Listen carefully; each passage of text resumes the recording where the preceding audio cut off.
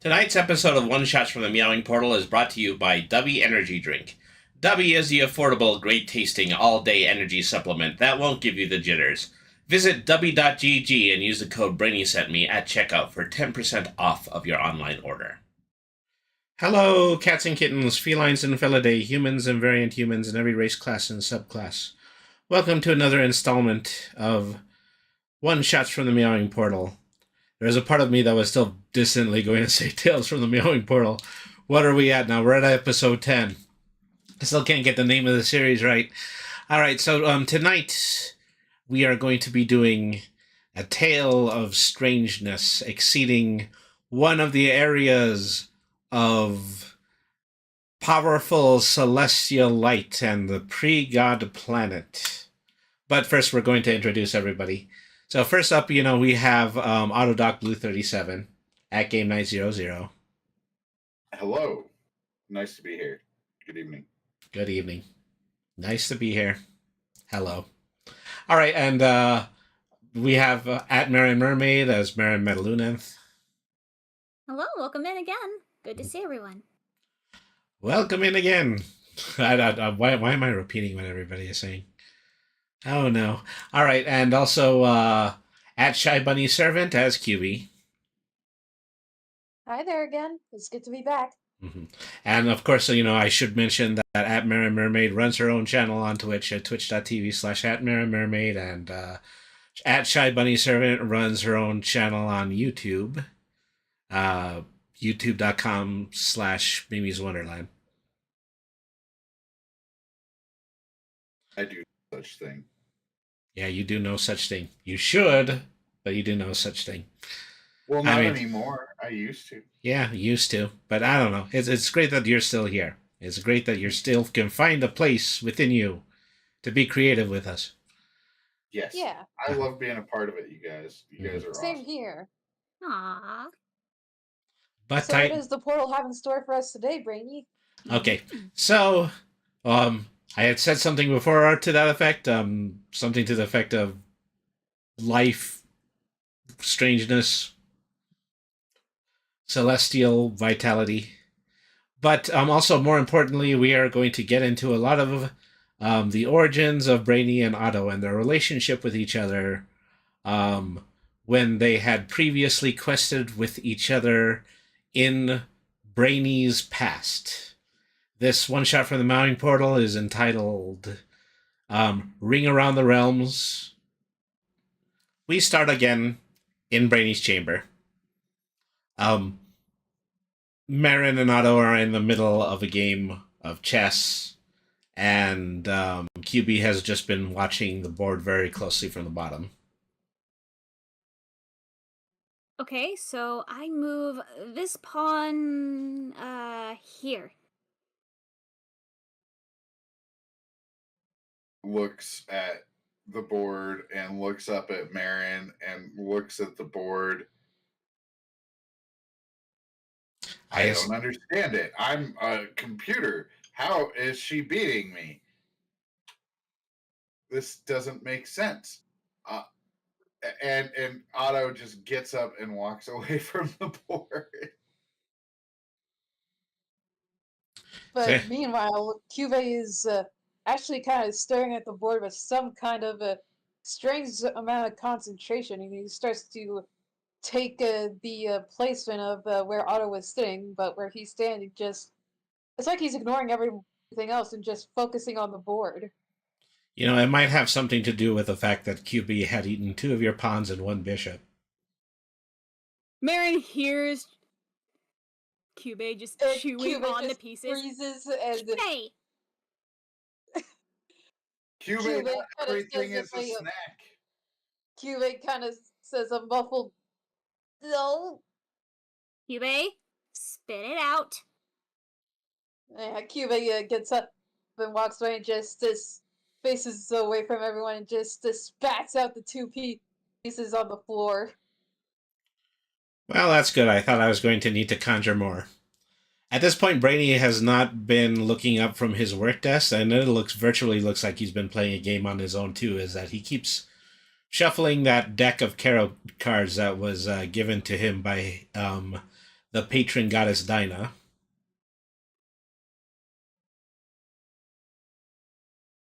All right.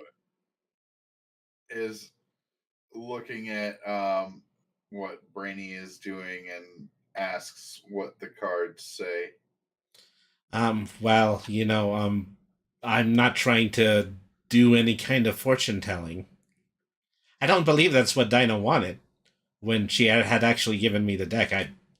I guess probably the best way to put it is I'm still trying to find purpose when it comes to this. And Cube walks up and kind of looks at the cards too. Oh, it's almost like he's observing them a bit, and like Yeah. he's actually trying to work something out. Do me a favor and don't eat these. Yeah, Cube nods, but for some reason he actually starts to pull about 3 cards and then flips them over or Mm-hmm. one by one, and simply looks at the results. Mm-hmm. So you managed to get the Ace of Swords, the Two of Wands, and the Judgment card. And seeing this, Cube actually he does seem to recognize what some of this might mean, Mm-hmm. and he starts to kind of try to explain to Brainy. And so Brainy is listening intently.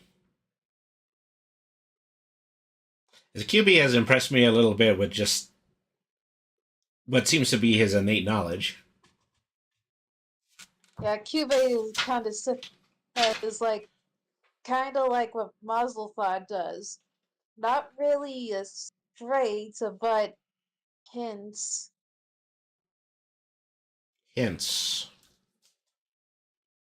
Well, I mean, I already know what the cards mean as far as interpretation goes, but I'm loath to say it because when I actually did interpretations when we were in the infernal realm, actual magic happened, and it was wild magic that was slightly out of my control.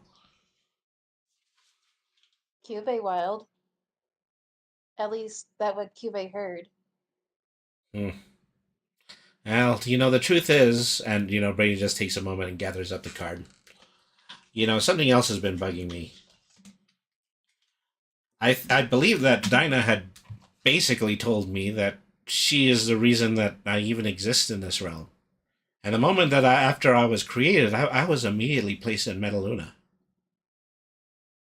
Which means that I'm probably not one of the pure tongue. This is what I believe for a long time. The pure tongue are a species of talking animals that live in the pre-celestial realm and guard the world tree, which is an enormous, effectively an enormous ladder into the celestial realm. I used to believe that I was one of them, but what I had heard from the goddess has completely turned that on on its head. Cube, in response to that, just kind of looks at his hand with the bizarre structure of like his fingers and such. Cube used to think like that, but what if talk to pure tongue? Mm. Go Well, on. look, I can't do that just for myself. And also, I'm always afraid about opening up the portal to the realm of the pure tongue because it is effectively just the quickest way that any dark or evil wizard can possess the world tree and attempt to ascend into godhood. That's exactly what happened with my first arch nemesis, Senin, when I went on a quest with. Well, I went in a quest with Otto. Perks up and arches one of his mechanical eyebrows. So this was the future version of you. This was the far more sophisticated version of you that I quested with when I was half of the age that I am now. See. And this version of Otto, taught you much? Well, it's really not what he taught me. It's just really what the fortification of his character was. And really, the best way that I could explain it to you is if we go over and visit him. But I'm also very concerned about doing that because I have no idea what happens when two temporal copies of each other actually meet up. I thought you said that a future version of me that you were acquainted with terminated himself. Yeah, that's precisely what he did. But I'm a little concerned. Well, okay. Let me. So Brainy immediately starts making a beeline for the blackboard. Okay. Marin walks over. She already cleaned up the spit from the chess pieces. So Also, a little side note, you seem to find that the drool is actually seemingly more not as viscous as typical saliva. It's more like water. so see this Really as yucky. yeah. Brainy starts to draw a just a horizontal oval on the blackboard. Cube is also watching Brainy draw on the blackboard. So imagine this oval is the flow of time. We've already established that the flow of time is circular at some point that we consider the aspects of time in order to repeat themselves, put themselves back into a logical forward-facing order, and then turn around at these points. However, since your future version exists in my past and your current version exists now, I'm imagining that you're in a situation where this loop is going in reverse, and he draws a second horizontal oval on the blackboard inside of the other one. So this could create one of two possibilities: is that assuming that your time isn't reflexive and based on your own personal choice, the alternative to that would be you are continue to be moving in time in an opposite direction. Marin looks over to Otto because she's obviously confused, but she's trying to see if he can make any sense of what Brainy just said.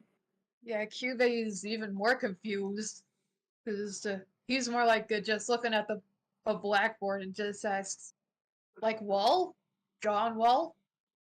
Well, to put it as simply as I possibly can, our friend actually might be in a situation where he's moving backwards in time, and that could mean any number of things. He actually might be growing younger. He actually might be continuing to time travel into areas that move further forward than we are, but might continue to be less experienced. Uh, this is probably all too complicated for even too complicated for me to understand. So. Cube just suddenly blurts out at hearing that kind of description. Sawado cocoon? Cocoon? Cocoon. Cocoon. Otto in a cocoon. And so you could virtually see the cloud above his head. Cube actually goes up to the blackboard and he kind of starts making some surprisingly competent and drawings on there, displaying like the lifestyle of a bug like him, and whereas like spider is showing like a little thing with a little circle with arrows showing like a little scribble of a spider, or making an egg which goes in like the egg sac, and then there's a bunch of little spiders, and the Cubit kind of points out like the egg sac part is so Otto stuck here. Well, actually, if this were about you, then you would have been stuck here a few years into the future. Yeah, I think, yeah, there's nothing that we can do at this point except go in search of answers. All right, so everybody head towards the portal. We're going to start moving towards the realm of the Pure Tongue. Are you guys gonna be okay to do that? Well, barring the fact that we've had nothing else to do for a while, I'm sure it's perfectly fine. Juve quickly finished up some more random scribbles on the board before kind of jogging over to catch up with Brainy.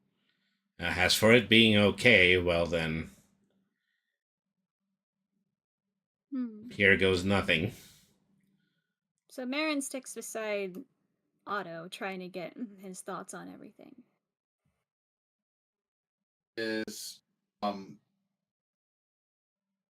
muttering to himself, well, if the future me and I meet, like, how will that destabilize the space time continuum? Will we, will it result in like an explosion? Will time cease to exist around us? And like, so he's just kind of like labeling off things and counting on his fingers, like, different bullet points and things. Marin tries to distract him by just like kind of gently nudging him. And he's like, oh, hey. Hey, I know this is gonna be a bit weird. I mean, we've already gone through some pretty crazy things, especially considering the place we were last time. Maybe this will just kind of be the closure you two both need. Otto kind of looks up at Marin, and his mechanical eyebrows kind of adopt a kind of like a soft look across his face, and he's like,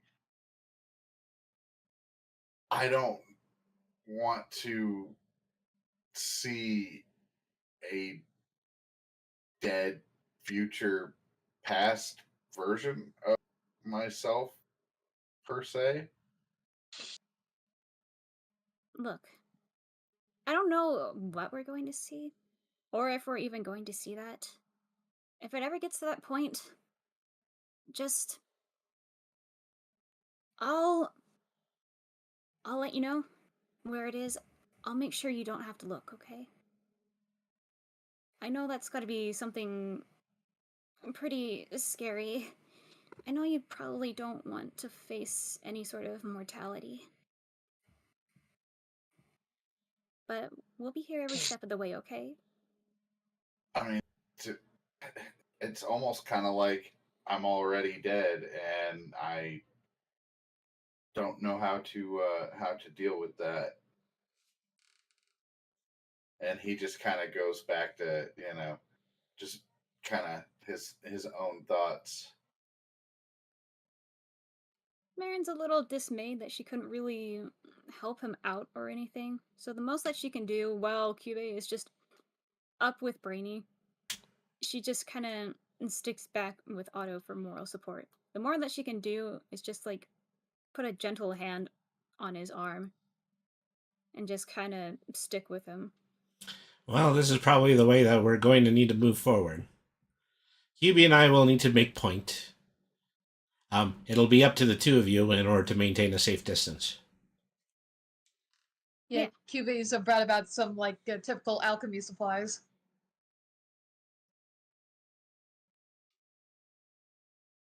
So Okay. pats Marin's comforting hand with his much larger mechanical hand, and like looks over at her like he soundlessly communicates his appreciation for his friend's presence.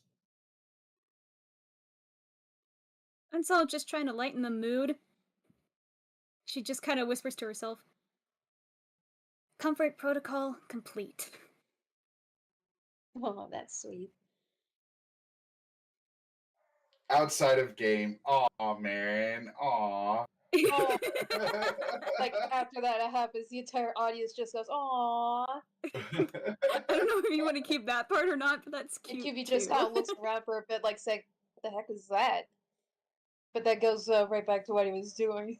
Like, no, I love that. I'm sorry, like that's super sweet. Like that, I love that. Like, Okay, we'll keep it. It's perfectly fine.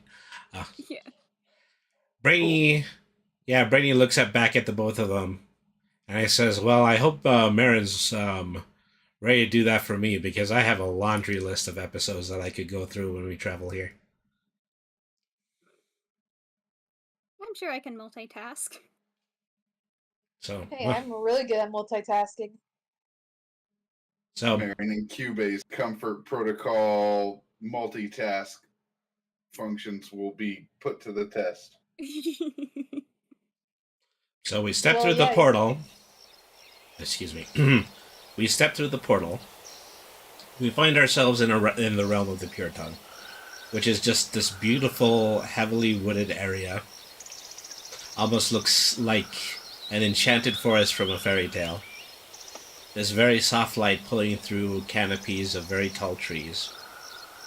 Lots of very small animals like butterflies and flowers and berries growing wild in every direction.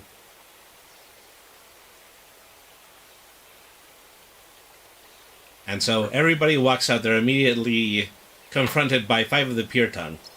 A bear, a fox, a deer, a wolf, and a rabbit.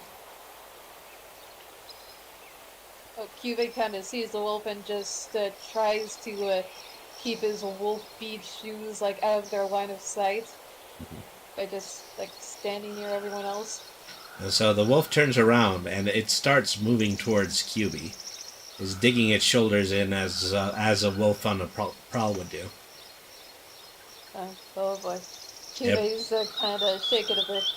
Like he's trying not to get violent, but like he is kind of making a small hissing noise, which you seem to realize that it's not coming from his mouth. It's more like from his actual skin. Mm-hmm. And so he gets 2 or 3 steps closer, lowers his head, and sniffs Cubey. And he says, "Hi! I've never seen a creature like you before. Welcome to our beautiful and wonderful land of the Pure Tongue." And the other 4 animals, they start cheering. They go, "Yay! Yay! Hooray!" Otto is like, he was kind of bracing, and now his body language kind of relaxes a little by their seemingly friendly demeanor. Yeah, Cuba has kind of started to loosen up, but he's still like really confused about this kind of situation. Normally, when he'd be confronted like with a barrel wolf so close to him, he'd usually have to be fighting. But there they are. Marin has not let go of Otto for a second. She just kind of takes a look at the other creatures. Hello? Hello! We are the greeting community for the realm of the Pure Tongue. You'll forgive me for being a little too excited. It's been so long since we've had visitors. Ah, I see. Well, we should all introduce ourselves, I suppose? Oh, yeah, absolutely. This is the bear talking. But first, what we should do is we should sing you the happy greeting song. Oh god, here we go. You see the little rabbit pull out a pitch pipe, and he toots it. It goes, boo. And then immediately everybody starts singing in tandem. The sun is in the sky. The sun is in the sky. Help me do this in tandem. The sun is in the sky. The sun is in the sky. The sun is in the sky. The sun is in the sky. That takes Brady to okay, we get it. The sun is in the sky. So is like, so this is the greeting. Yeah, Brady heaves a sigh. It may be just as well that I'm not one of the Pure Tongue, because I've never been able to believe that we were related. I've never heard you sing this song, Brainy. Otto kind of gives pretty him much a mutters the Cube home welcoming. What is Cube's home welcoming? Cube pretty much explains, well, see if you're food. If food, eat. If not food, dunno. Oh, food. We have plenty of food. The bear reaches over and pulls from a red berry bush. Just try the red ones. They're delicious. Cuvee does look the berries, but again, like, he just kind of doesn't. It's because, like, he understands that it would be very rude to like try to eat any meat in this world, but still, like, he's just struggling with the moral predicament, trying to be more civilized.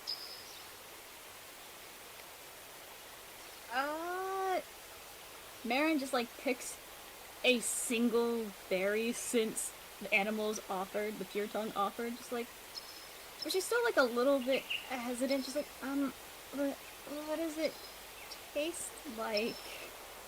Oh, it tastes like heaven, and it tastes like sunshine, and it tastes like wonderful prances through the prairies, and it tastes like fresh, clear river water.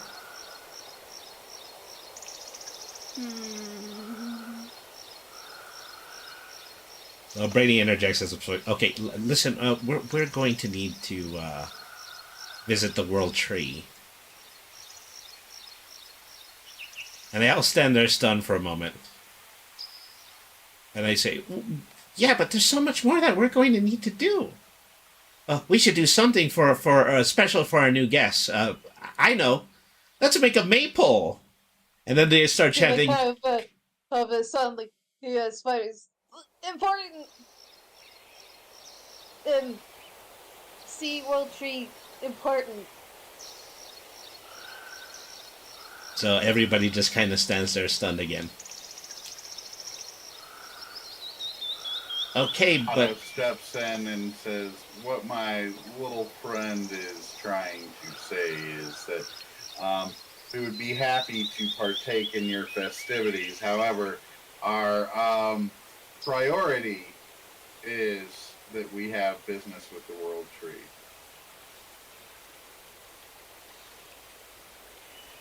Everybody, they stop and they look back and forth to each other. And it's finally the rabbit goes by. The rabbit comes up to the group and he says, you guys shouldn't be going there. Why not? We spotted something there, something weird, something that is not of this realm. And we've all just been afraid to go to the World Tree since then. What?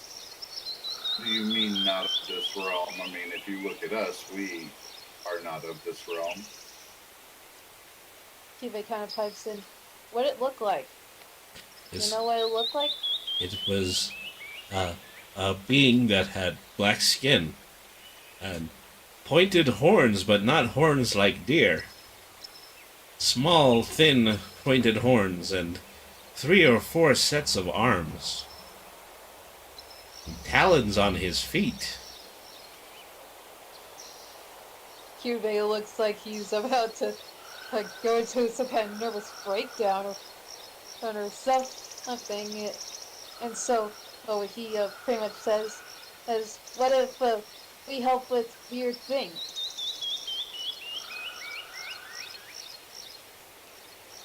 Oh, but you don't want to do that. Come on, let's go back to the village and let's build a maypole. Cuvee pretty much tries to justify it, just seeming like he's absolutely dead inside. But he's saying, we swear we help. We help fight monsters. Well, okay.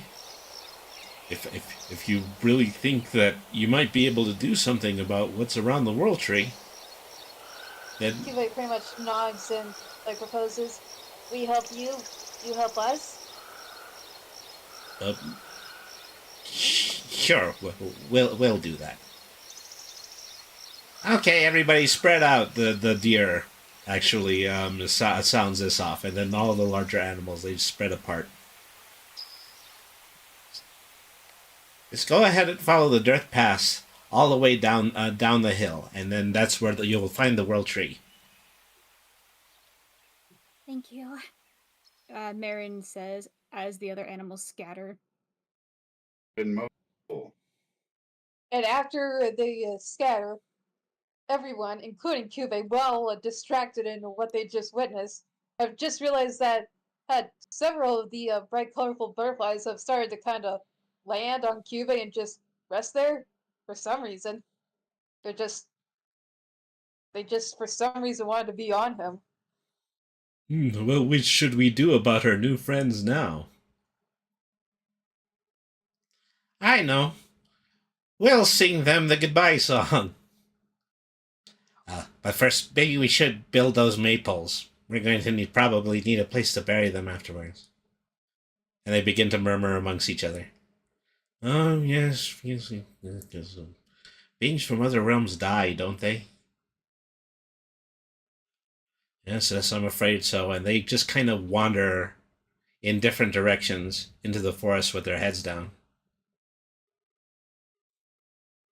Kind of shudders when they get out of earshot and leans into Marin and says, their saccharine positivity was starting to grate on grate on me. I'm glad that they will not be accompanying us. Yeah, I've never seen any sort of people that were that overly friendly, especially Cube not among my family. own kind. Mm-hmm. You look down at Cube Brady, and being Brady has just pulled his hat partially over the front of his head. Look over at Brainy and ask, is that normal? Is that culturally um, expected of your people?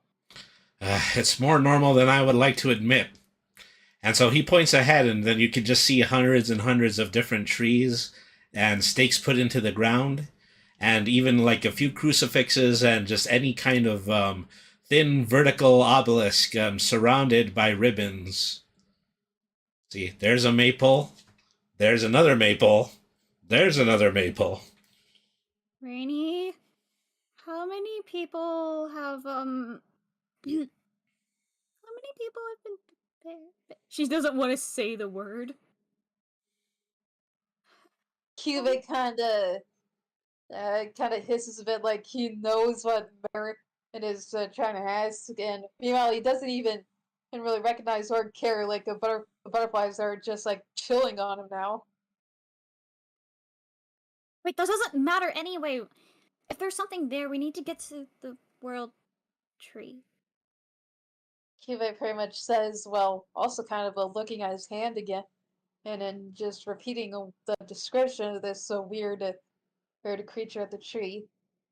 Yeah, let's go. And Cube starts moving ahead, and that's when everyone pretty much sees that he's being followed by a pretty much a swarm of butterflies at this point. So you guys continue to move through the woods. And eventually, you find yourself in a clearing. In the middle of the clearing, there's a sawed-off tree stump. And in the front of the sawed-off tree stump, there is a glowing orb just hovering lightly over the front of it. And so this is where Brady takes QB by the hand.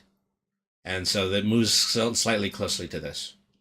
So the glowing orb is what remains of Otto after he sacrificed himself in order to preserve the realm. Marion just holds on to Otto tighter. She just, it's unconscious, just trying to make sure he has any semblance of support. Mm-hmm. And is curious, but he also is you know not he's conflicted, and so he kind of holds Marin a little tighter as well. Kibe's still holding on to Brainy, but he's less on edge at seeing the orb as he's still stuck on like this strange imp-like creature. So Brainy slowly approaches a stump. He gets within roughly about 5 feet of it. Then he says, "Greetings." The orb answers back, "Greetings. This unit is designated Autobot Blue 37. My primary function is to protect the realm of the Pure Tongue from the curse that was laid upon it by the evil wizard known as Senin."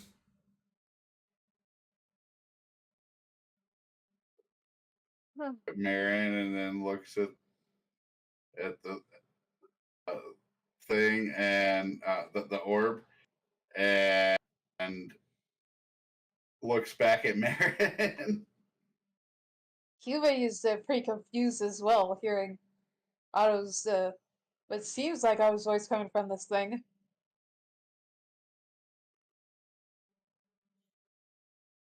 Aaron just kind of takes a moment to process everything too. So Brainy clears his throat and he says, "Otto, can you please describe to us if there has been any anomalies in the immediate vicinity of the World Tree?" "This unit has not spied any particular oddities. All is fair and all is peaceful within the realm of the Pure Tongue. Autodoc Blue 37 has been still has activated in order to send an alarm to Brainy the RPG cat in the realm of Premistera. In the event that any of Senin's evil forces should be detected in the vicinity." Marin looks over to Cube. And Cubey looks up at Marin, and Cubey says, "Is Orb Otto okay?" This is the first time that the Celestial Realm has ever touched anything that has been construed as an energy core belonging to a member of Otto's species. Effectively, this is as close as an automaton has ever got to ascending. Yeah, but what about what those animals saw? What those pure tongues saw? Processing. Processing. I imagine, like, if you look really close, you could probably see that Windows loading animation, like, just that spinny wheel thing. The buffering. Yep, buffering. That's funny.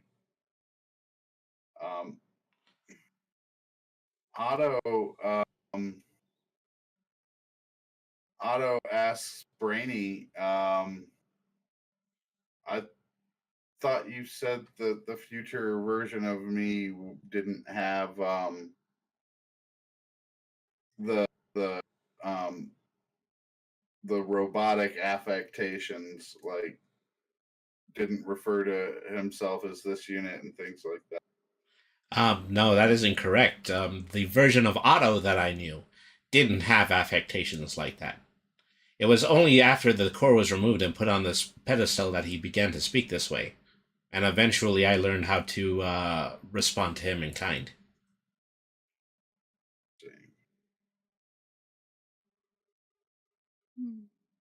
What happened to the body, or was there a body afterward, or was this all that was left?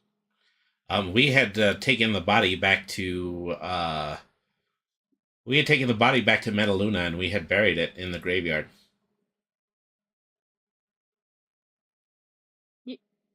So what you're saying is that he was here the whole time. This vessel is purported to be one vessel among many automatons. Within its lifespan, it has belonged to 17 different robot shells.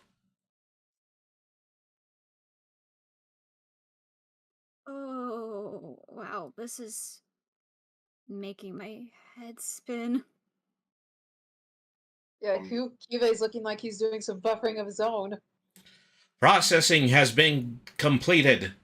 no non-friendly creature in the immediate vicinity of the World Tree. So there. But that doesn't make sense. The pure tongue of this land described a creature that was long and spindly, that was some sort of creature with talons, but it didn't look like any of them. Invalid perimeters. I. Marin tries to think about how to word this. Kyubey pretty much looks like he's shaking, and then he just has to. It looks like he's finally said something. Walking bug thing! And he looks kind of ashamed of himself of something like Kyubey.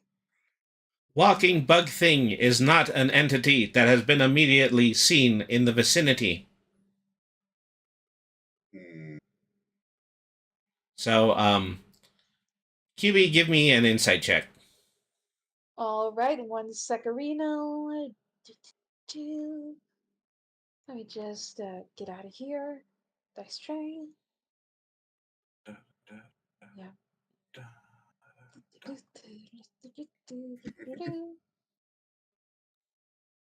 Yeah, I'm getting just a secarino. There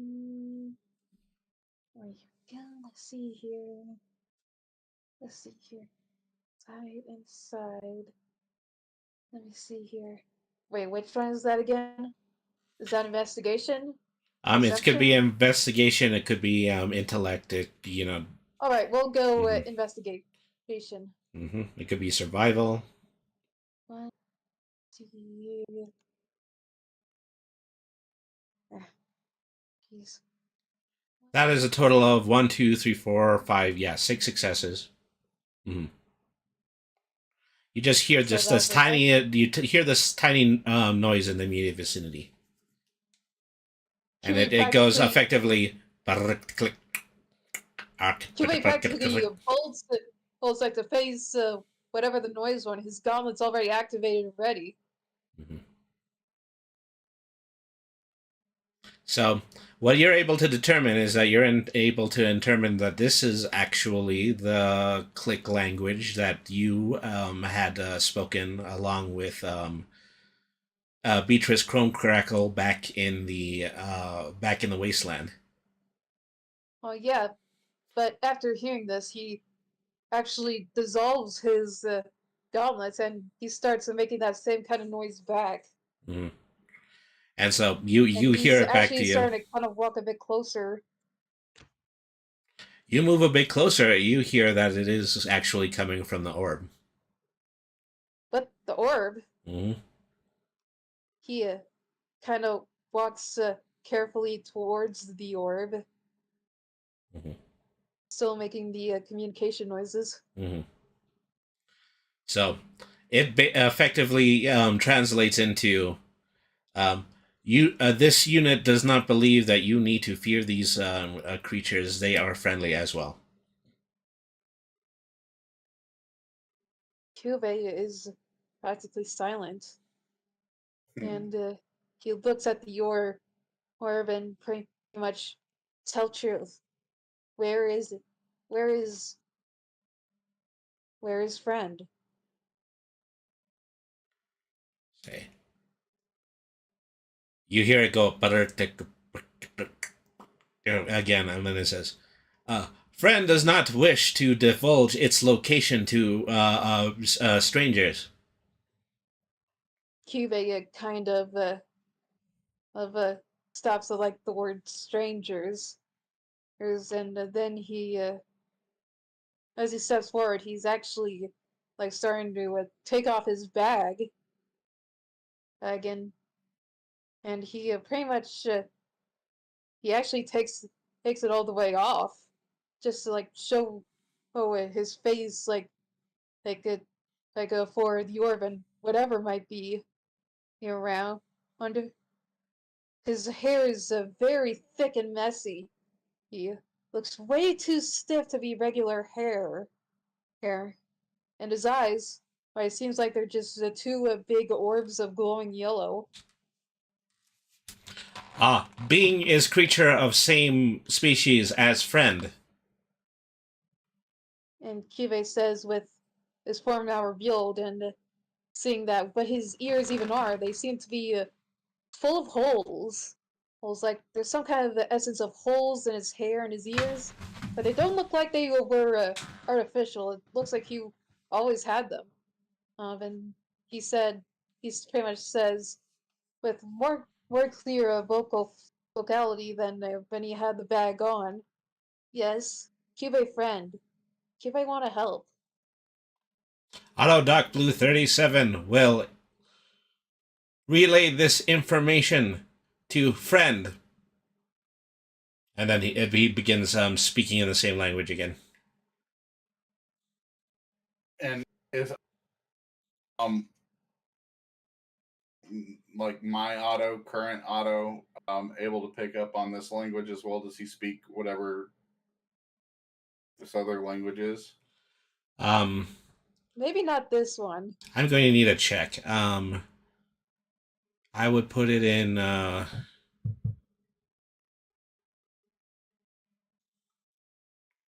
wonder. I feel like for narrative purposes, he still like has his face turned to the party, so that like turned away from the party, so that way. Yeah, it's turned away from the party. The only real other new things you see is pretty much that. Yeah, he seems to have natural holes.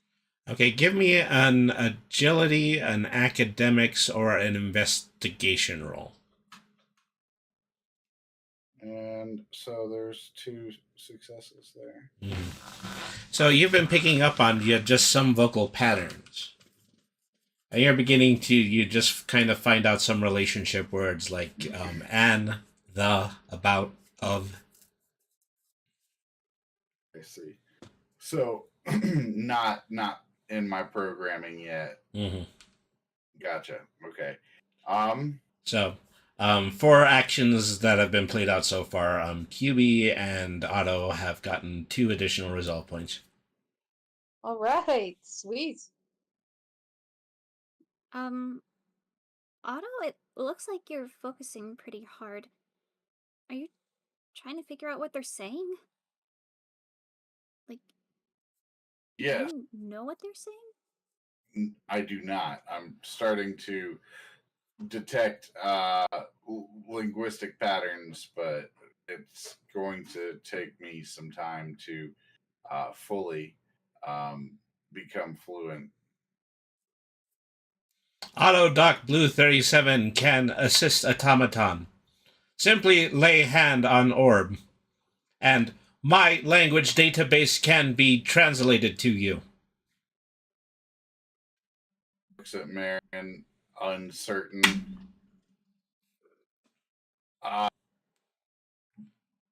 So almost immediately, Brainy just clings out. Like, no, don't do it.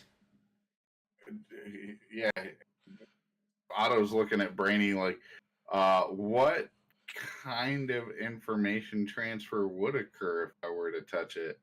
Well, what I'm a little bit more concerned about is maybe the entire fabric of the universe could instantaneously implode upon us if you touch yourself. Oh boy, that was worded bad. Yeah. You know, phrasing. Yeah. I'm pretty sure that's what the Hey, Catholics yo. believe. That The is one hilarious. Okay. The dirty joke. That's great. Yeah, what they say will happen if you touch yourself. The entire fabric of the time might collapse if you touch yourself. Right? So it's not just I shouldn't just feel bad about it. Like, this could really destroy the fabric of space-time. We have no idea of knowing. Also, why is everybody looking at me so strangely? Yeah, even Kyubey seems to have somehow understood that kind of information or that statement. But she tries but to he just clears her throat, looks back at Otto. The innuendo has completely gone beyond Otto because he doesn't think in terms of biology, and when he's thinking of himself, Neither does Brainy. Oh, by So, the way, Cuve's pretty much put his hood back on again, and well, Cuve pretty much has, like kind of has a hand on his like leg or something that says, "I do not want no." The Don't orb know. sounds back.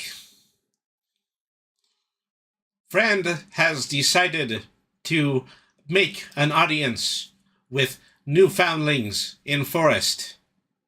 However, they wish that this guidance be placed under my supervision. And so suddenly the entirety of the area around us, just turns a bright blue. Okay. This Alright. unit will erect a force field in 40 degrees in all directions. You will be able to advance forward to the area where Friend is located.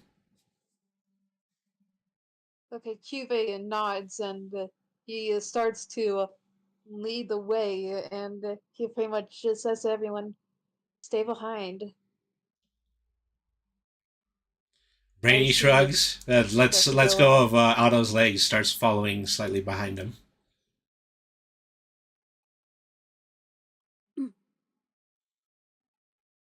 As well, but kind of gives Cube and Brainy a bit of distance because he's already seen some things that are unpleasant and have shaken him, and he does not uh, feel a desire to be the first kid on his block to see anymore. is Marin still, would she still have, like, a grip on Otto? I think she'd also probably be concerned about like apparently Cube he having moth holes of There's a lot going on. so much going on. Mm-hmm. So everybody follows QB more into the clearing. The closer you get to the force field, the more opaque it seems to get, until it's practically just as though it was just a bright blue overlay over the transparency of the woods. And so, faintly, you see this figure. All right, right, and this kind of a being is standing there. This strange being is standing there, and it looks like in similar shape to a little girl. However, her similar to Cube, this also has a pitch black skin and strange talons and joints. However, in a different kind of fashion. And the eyes of this critter also to be large and yellow with a single slit to defy a pupil, well, which seems to be next to a pointy antenna, with hot pink hair that also seems to have a moth hole similar to what you saw with Cube, his hair, and it seems to be some kind of centipede-esque tail with two more what seems to be antennae, hey, or or something like that at the end of it. It and Cube does get closer, but she suddenly says, "As what the? Who are? What are you things? What are you doing here?" And she's kind of like pointing some kind of makeshift wooden spear here at the group. Me? Mm-hmm. Okay. I guess I'm the diplomat here. Yeah, you're not. Right. Uh, hi. We're actually from another dimension.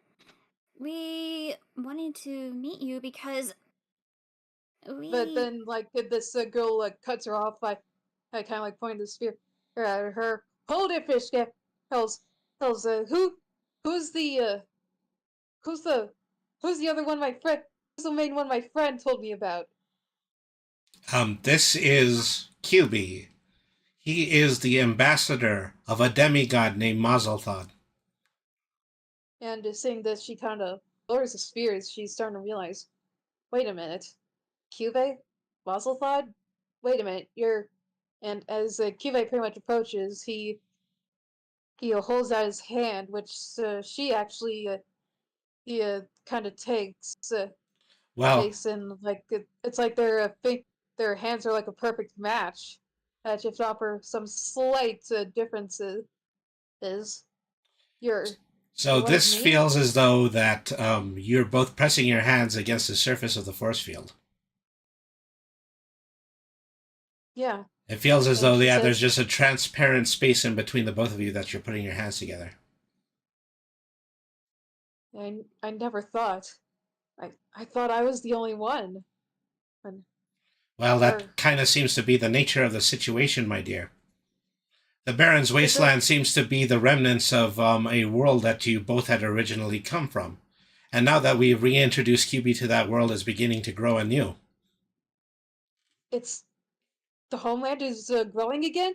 And and where? Is there any more of us? Well, we haven't been able to find any more. Well, except for the witch Beatrice Chrome Crackle. Well, all right. So I'm sorry for how I treated you before. And she kind of like embeds the spear in the ground, down to pretty much making like a wooden stake. Like, like, and uh, and she's still holding on to a part of the glass where Cuve's hand is also pressed up again, as with this kind of force field. I mean, given some of the other strangers we've met, you've been pretty pleasant. Wait, are are you are you joking with me? As far as I know, well, like everything that's ever came in contact to me has been scared of me. I mean, She we've says like been. kind of adjusting like the flower or that the dark purple lily that's actually on her hair as well. I don't think you're scary. We've known Wait, Cube for a while, and we're not scared of him.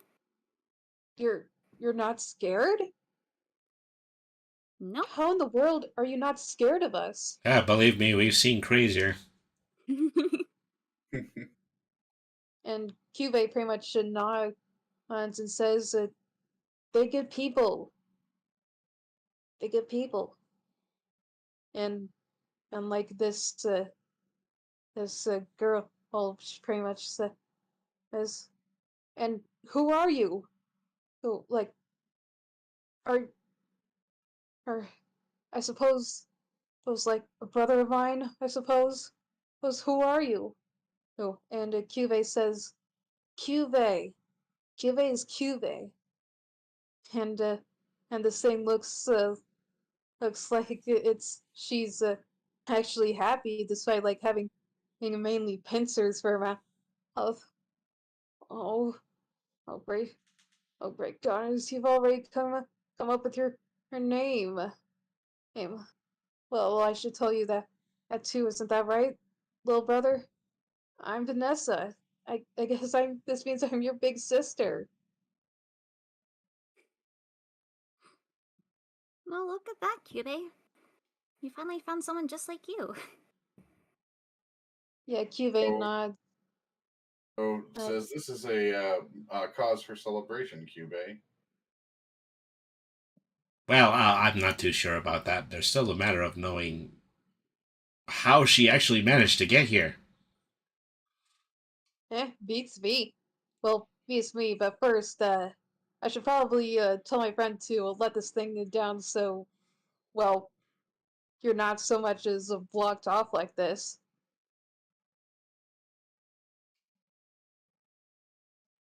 Auto Dock Blue 37 will hereby lower the force field.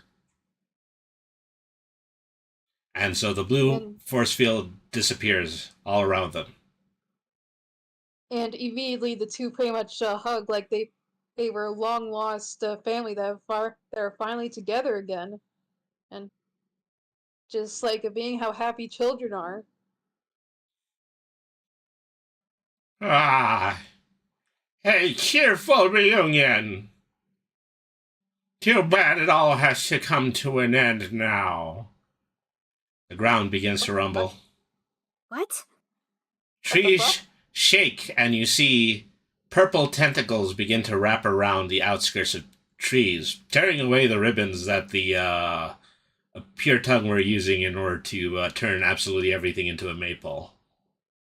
Both Cube and Vanessa are holding each other, like getting both of their weapons ready, as if they're ready to protect each other at the same time. It was a long time, but I finally gotten my hands on you, Brainy. And your little friends as well. Okay, but why do you actually sound like Squidward?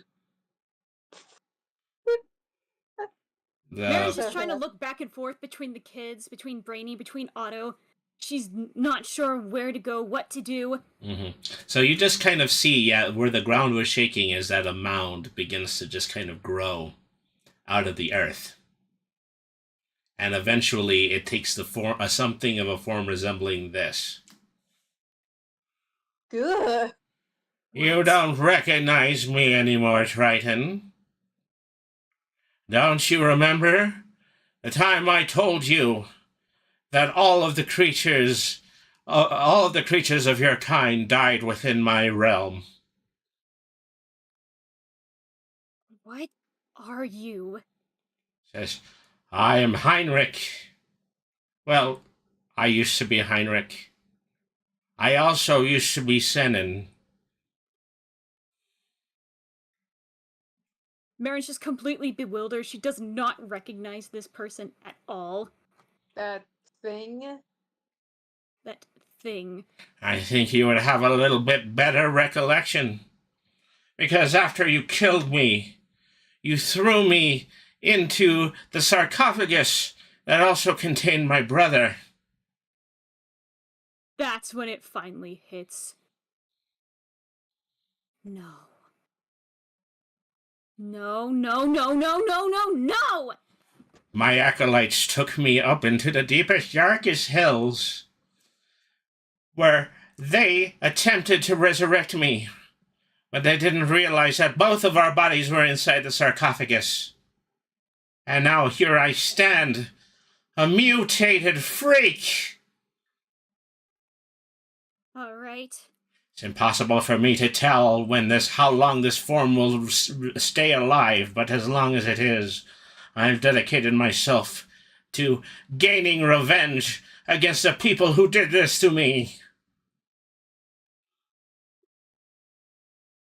Stay out of this, Heinrich. Oh, but I'm already a part of this. In fact, I'm all over this. So some of the trees that were surrounded by tentacles just begin to snap and fall. No! You've made me into abomination. So I have evoked the powers of an even stronger abomination of Ika, the Terrible. I hold her tome in my hand, and just very, very far in the distance, you see the tome that he is speaking about in one of the tentacles far off into the distance. I've a reason that I would give you a chance, one more chance to practice the heroism that you're known for. I'll give you exactly 1 hour in order to scale the world tree and grab the tome that might be able to undo my existence. But every step of the way, I'm going to do everything in my power in order to reach you and then crush you. Ah! Fine. We stopped you then, and we'll stop you now. I'm afraid the odds are against you. Or maybe I should say the digits.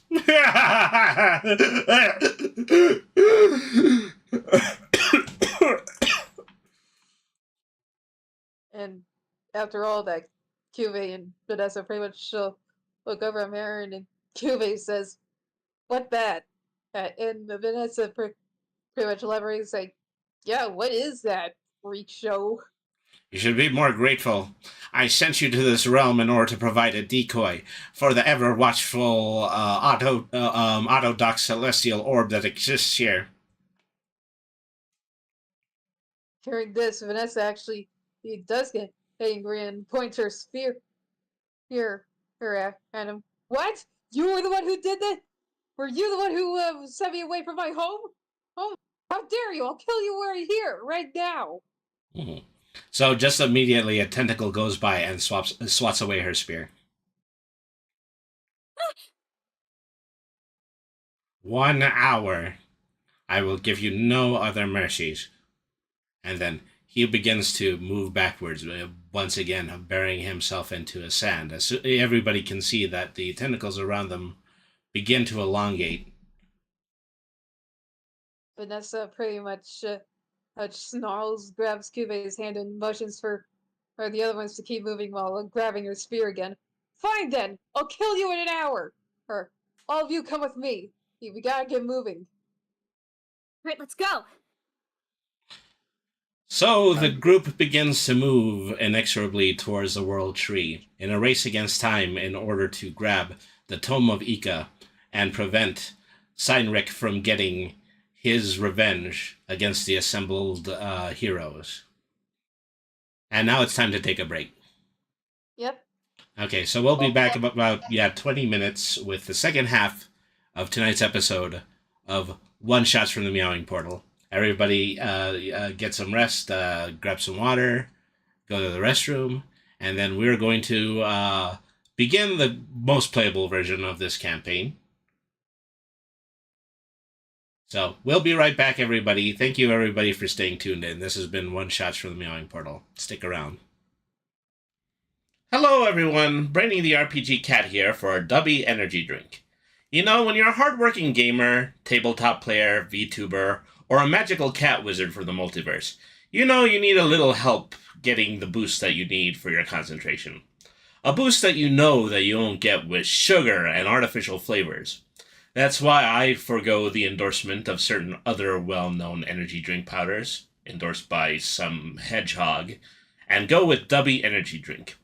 Dubby's main ingredient is all-natural Arabica plant extract. It contains essential amino acids, including taurine, and essential vitamins, including B12. And it doesn't give you the caffeine shakes, which is handy when your gaming requires some decent Twitch skills.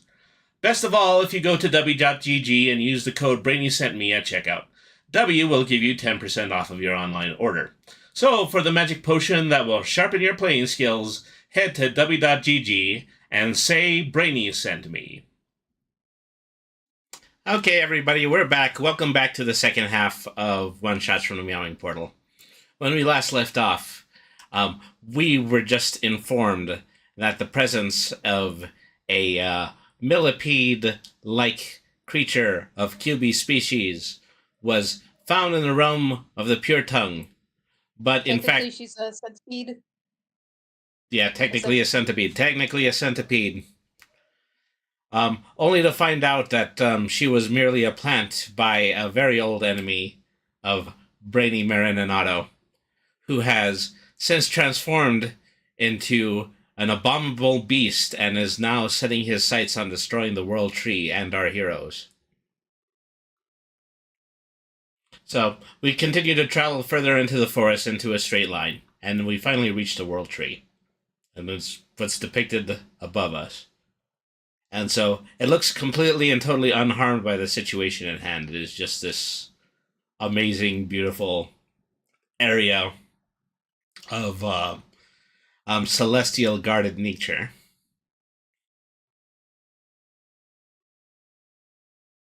Yeah, Cube and Vanessa are both like looking at this thing. This really big thing. And Vanessa says, "Well, if we're gonna go up there, we shouldn't waste any time. And come on, Cube."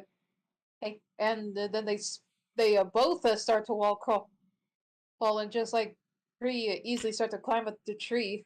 Brainy interrupts him. Sorry. This is not what Senric means by going up the World Tree. Huh? Oh. Let me show you. And so Brainy begins to approach the front of the World Tree. Yeah, by the way, they're pretty much on the wall of that same tree. Uh-huh. They're pretty much chilling up there vertically. Rubs his paws against the surface of the bark and a door appears. Oh. Well. So he opens... I never do that. Yeah. This way. All right. He opens the door. So they walk in. And so effectively you can just see a full interior of the world tree. And so it looks as though, from this perspective, it looks as though it is like an ordinary building. So Brady simply says, so by climbing through the interior of the tree, we are going to find ourselves. We're going to be able to make it to the top, as though we were walking horizontally across a celestial plane. Well, there's no time to waste. Let's go. Mm-hmm. Yeah, Cuvée and Vanessa pretty much are keeping pace with each other and making their way through. Come into my Squirrels anomaly fortress, directed. said the spider to the fly. This is a voice echoing How's through that? the interior of the tree. The hell was that? That's Senric. He's definitely had a lot of time to plant his roots amongst the totality of this. Okay, so from this point forward, we are going to be going by initiative. This is simply the reason that why I moved Brainy into the tree first. So we'll continue to go in that order. Is that I believe we have QB followed by Otto or Marin, and Vanessa will be last, but then there will be the villain's turn afterwards. All right. Mm-hmm. So let me see, 5, 10, 15, 20, 25, 30. So Brady makes it into the center of the trunk, and so he stops, and immediately he begins shuffling the tarot deck again. And so this is how he ends his turn. So now, QB. Alright, my turn. Mm-hmm. Okay, what are we attacking again? We haven't run anything to attack yet. Is that first thing we're going to have is movement. Also, I should make mention of the fact... pardon me. What? Okay, also I should make mention of the fact that I've updated everybody's resolve points, is that Otto and Marin now have 2 each. Alright. Here. Alright. So Cuvée will pretty much activate his thrall gauntlets and begin to hiss with them, kind of scraping against each other. They're very itchy for a fight. Alright. So, well, you've equipped. You have your items at the ready? Yep, items at the ready. Okay. So are you going to move? Yep, I'm gonna move and follow the others. Alright. And while keeping a close eye on, like, Marin and Vanessa. What's your movement? Your movement is 7? I think 8? Yeah, 8. Okay. So that would put you roughly about here. From where you're standing. Alright. So now Otto or Marin. I can let Otto go first. Alright. And I will pull out anomaly corrector and the shield and kind of twirl it and advance to follow Cuvée. I don't move as quick as Cuvée though, so. Mm-hmm. So your ordinary motion is the. It's based on your agility. I move. I have an agility of 3, so I can move a max of 3 squares. Okay. 2, 3. Okay. So you move to this corner, and then you see Brady wave his hand. And so what you feel is that you feel yourself automatically just advance up to 4 spaces in this direction. Okay. I say. Oh shoot, he's moving up in the world. So Brady tells him, "I'm using my pull in order to manipulate the chlorophyll within the tree. You should feel it as a celestial-like energy that is going to advance you, but only vertically."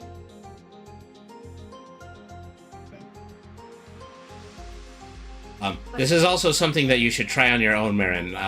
Even though the chlorophyll is not actually physically present, it should still behave as a liquid. So you're That's saying fine. I could technically swim through the tree? Precisely. Huh. Interesting. I suppose I could What give it a is shot. What if, hey, Vsauce, Michael here. What is logic? We don't know and we don't care because we're playing our fantasy game. Stick around. Yeah, let's go. I can, like, probably get about to the same point as Otto, right? Okay. Well, what's the entirety of your movement? My entirety of the movement is, let's see, my agility is 6. Okay, so from your starting point, 1, 2, 3, 4, 5, 6. Yeah. All right. And so from here, yeah, you can definitely feel, the presence of something that you can attach your elemental water powers to. Alrighty. So you're going to have to use it creatively if you want to ascend any further. Creative. So we just have to be creative. Alrighty. Oh, I have an idea. Maybe you can have them make some kind of a morning dew that you can pretty much walk on, so it's like you're walking on top of the trees. Oh, I had an idea too. Oh yeah, what's yours? Alright. So the idea that I had was that she would use her horn that her Uncle Brutus gave her. So in a way, she was offering water to the tree as well. Sort of a quid pro quo kind of thing. Where it's like, hey, maybe if I help you, you help me move a little further on the tree. Mm-hmm. Okay, the same as with before. Yeah. Yeah, I see what you did. Yeah, so she helps water the tree, and hopefully that is enough for the tree to allow her to move forward some more. Okay, so you are getting a single resolve point for this. Hey. All right. Hey. So you do give your offering of the water from the conch into the tree. So in response, you just feel yourself lift out of the ground, up from the ground, and so immediately that you put yourself in a position where as though you feel as though you are swimming vertically, but in reality, is the world tree is suspending you within its chlorophyll, and so you're allowed to move an additional 6 spaces of your movement. All right, then I guess I'm moving forward. Okay. Why not? 2, 3, 4, 5, 6. That puts you roughly about here. You're the first person that can see this. Is that betwixt where these areas of leaves are, that there is a passage that just reaches through the center, one branch in this direction, and then 2 that go into either direction on the opposite side. Because anywhere where you don't see green is effectively a branch of the tree. Okay, you're also granted, and this is something that only Marin has, even though I'm expanding the whole map, just the entirety of the width of where the branch flow is. So you're effectively just kind of able to see the entirety of the map internally, as though you feel it. As though I feel it. Mhm. All right, so I'm trying to look from here. I'm like, okay, where do I go? Where do I go to climb up? Crabs.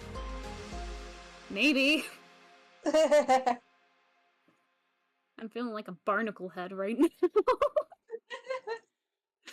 Okay, so let's see. Do I want to move up? Like next turn, do I want to move up forward or do I want to go to the left? Because it looks like I'm trying to figure out where to go from here in order to get to the top of the tree without wasting any turns. So I'm trying to make sense of the map. Mm-hmm. Because there's a couple of different rooms. There's the one forward, there's a branching pathway to the right, and then there's the one to the left. You know what? We'll get there when we get there. Never go, Mr. Incredible. We get there when we get there. Mm-hmm. So this is Vanessa's turn. I'm going to go ahead and I'm going to give the movement to QB on this. Same amount of movement as well. Oh, alright. She'll fall behind Cube and strangely, scraping like her spear, her with the fangs in her mouth, and seemingly coating it with some kind of same kind of saliva that Cube had on the chest pieces earlier. Mm-hmm. Except it looks slightly different. It's like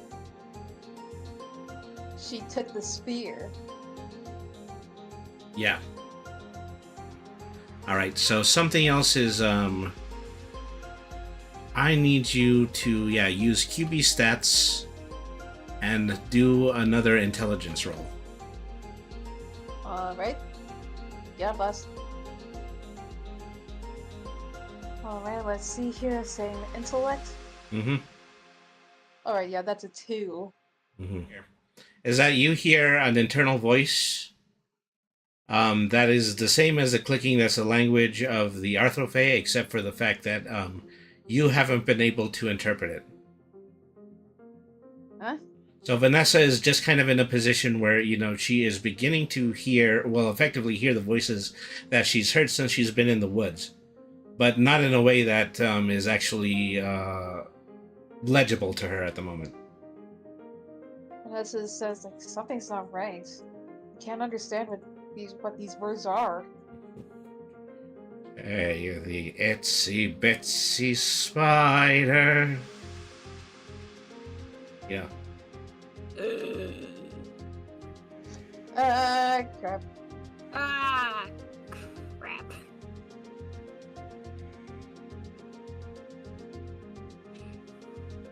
Don't Okay. you sing nursery rhymes, that's my job, you creep. Yeah. God, you're making this seem way too much like inappropriate Japanese content. Everybody's a critic. Okay, so everybody is now in melee with one large tentacle. Yeah, crap. Brainy shuffles. Pulls his first card from the tarot deck. Okay, he pulls the card of Temperance. Say Temperance, the card of harmony, moderation, and healing. I beseech the World Tree in order to expunge itself from the darkness that this abomination has placed upon it. And one tentacle disappears. Oh, one hit insta-kill. Mm-hmm. Alright, so now... QB. Alright. Hey, seeing this tentacle pop, Cube will immediately slash at it. Mm-hmm. Alright.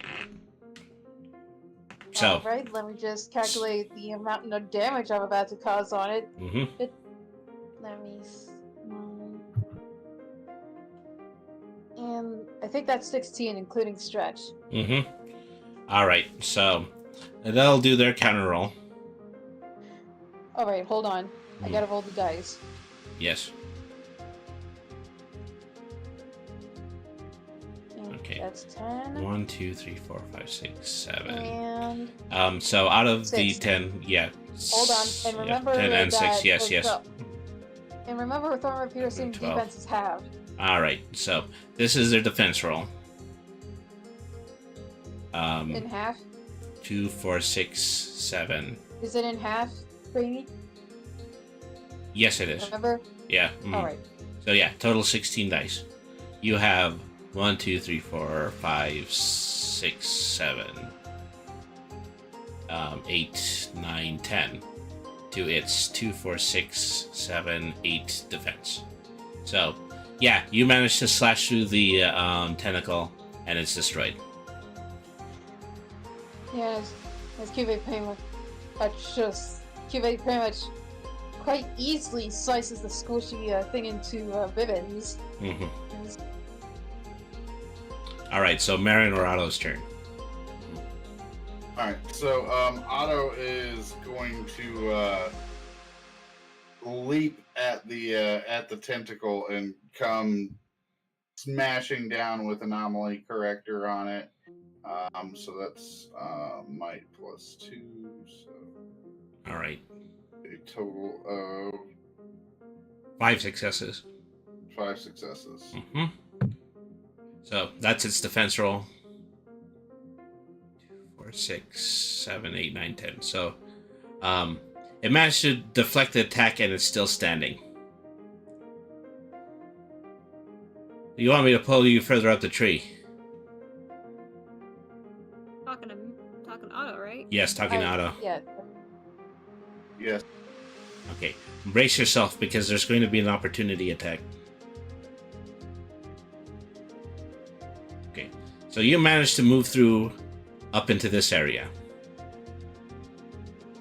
I'm going to need you to give me a roll on your defenses. Okay. I think that's a total of 8. Okay. Their attacks a lot shorter than their defense. The total amount is a 2. Okay. So, yeah, you escape the tentacle / unscathed, and you find yourself into another area. Okay, roll your sight. Right. Yep. Any kind of sight, including the sight enhancement powers that you have. Right. Yeah, I was just about to ask. Mm-hmm. Let's see, I'm looking. So, yeah, I guess I don't get like any bonuses to my vision, just my normal perception or whatever. So okay. Well, tell me what type that you might want to try to use. And probably my thermal vision would make the most sense. First. Okay, so you use your thermal vision.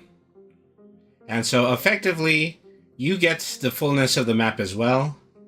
But in addition to that, you see... Mine. So anywhere, yeah, there is an area where Senric could have striked. You're now capable of seeing where the tentacles are. Oh my goodness. Okay.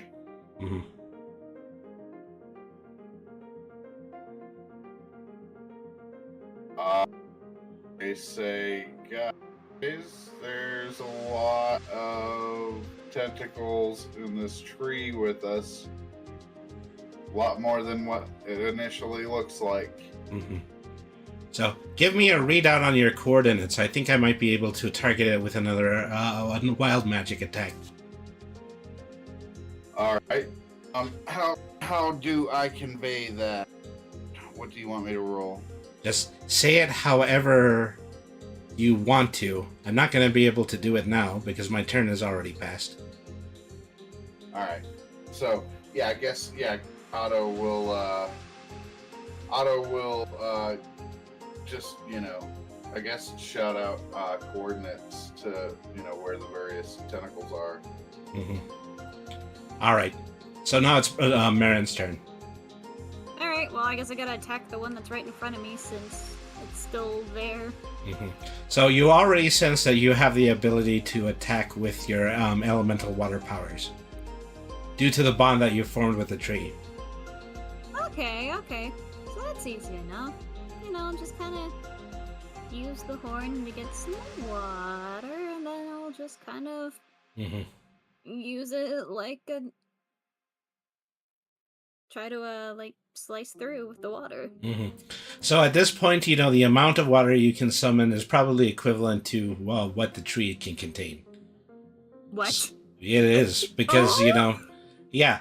So I would say, effectively maybe the same amount as a large lake. Oh, that's a lot of water. That's a big... Oh, yeah, that is a big lake. Let's go. Okay. Then I guess I have an idea or two, but I can't... I wanted to see if I could just, splash water down the hallway. So it's just, go through the one... If you use your water ability and, kind of launch those at them, then yeah, maybe that'll do a bunch of damage to all of them. I know, like, the only reason I'm saying that is, though, I don't want, like, Otto to get caught in Well, the I mean, then crossfires. again, like, what Chip's gonna do to Otto? You know what? Fine. Then I'm gonna do that. So I'm just gonna... I don't know if Otto can hear me. Just... Hold on. Otto! Hang on to something! Okay. You're As much just- as Otto can. You're just able just to dig the hole of both of your hands into the tree bark at your feet. All right, so roll the extent of your attack, and you also have the ability to use resolve points if you want to. I suppose so. Now it would be one roll for just this one elemental ability. Oh, one elemental ability. Afterwards, I can tell you, how much area you affected. So then I roll 1 dice. No, how much is your elemental power? My 3? elemental power is like 4? level 4. Uh-huh. Okay, so roll 4d. Alright, so I did that. Okay, so water courses throughout the entirety of the world tree. And so it really is an attempt to purge, also an attempt to pull debris off of the sides of the interior, and the tentacles get blown back by this. They get laid flat by the entirety of the water, but then immediately they stand up afterwards. Any So- splinters? I mean, well, a splinter is just any amount of different size and shaped pieces of wood. I mean, at least the one in the closest vicinity should be, like, knocked out. Yeah, the one to the closest is knocked out, but the other ones are still standing. And also, you're getting another resolve point. Hey, let's Woohoo! go! Yeah, go Baron! All right. So now it is Vanessa's turn. Yep, let me see this map.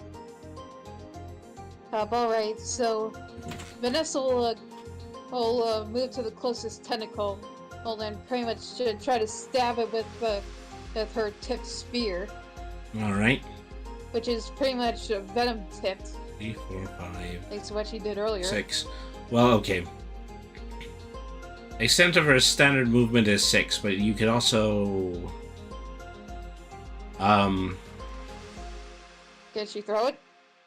Okay, well, once again, Brady does his synergy trick again, and he pushes you directly Oh, against the okay, tentacle never for mind. melee.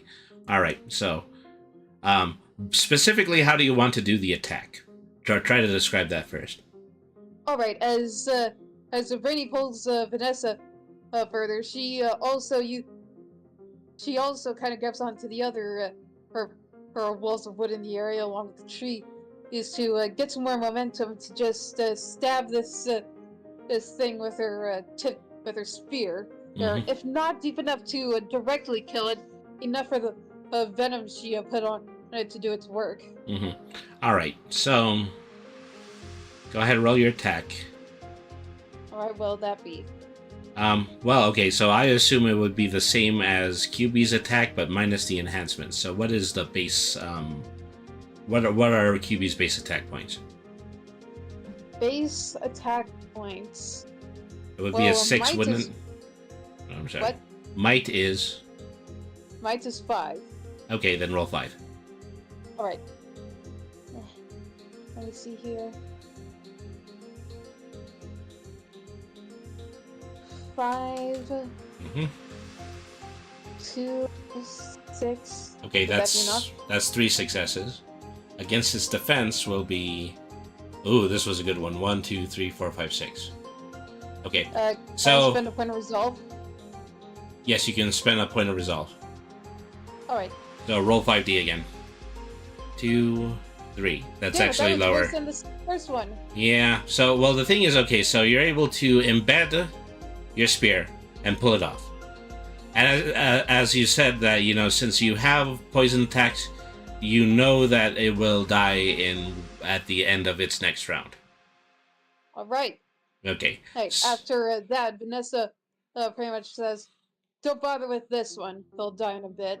Mm-hmm. All right. So anything that the tentacles in melee in is going to attack, and the only one right now will be against Vanessa. Okay. So it attacks for 1, 2, 3, 4, 5 successes.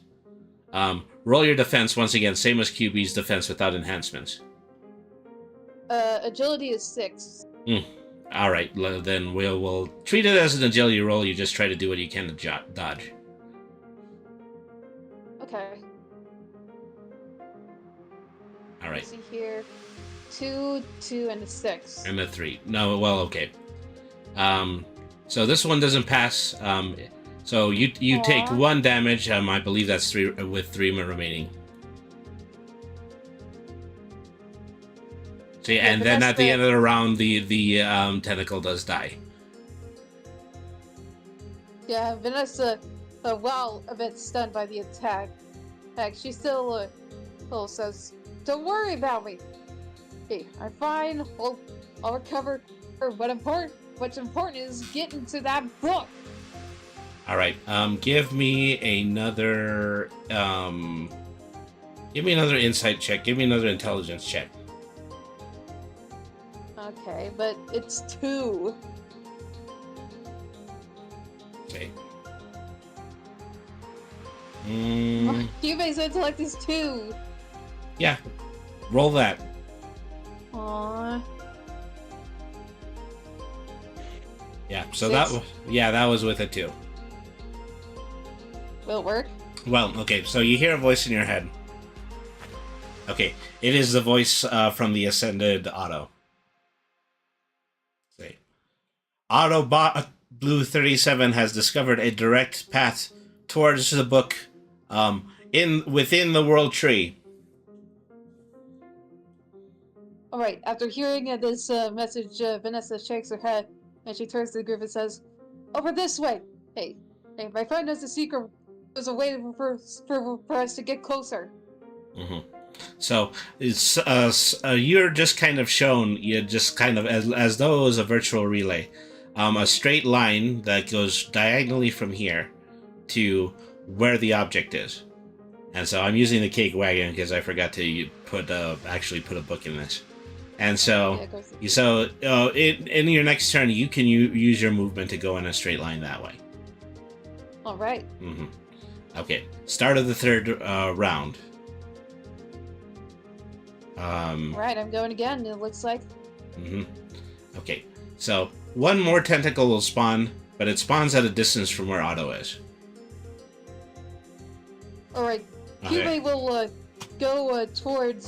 Hang on a second. And with the help of Cuve's with Brainy's pole thingy, he will go and make take another enhanced slice at the tentacle that just showed up in front of Otto. Mm-hmm. So Brainy interrupts this and he says, "Okay, let me try one more thing." And so he begins shuffling the wild magic deck again. Oh wait, oh, I'm sorry. I thought this was my turn. I'm well, sorry. I mean, I want to help you with this, but I'm thinking maybe the wild magic table might be able to help you with this more. And so he pulls the card off of the top of the deck again. So this is card, the High Priestess, Intuition, Self-Wisdom, Mastery. And so your abilities get enhanced by the Mistress card, and you can see the exact same direct path that Vanessa can at the moment. Oh, you can also see the location of every tentacle the same way that Otto does.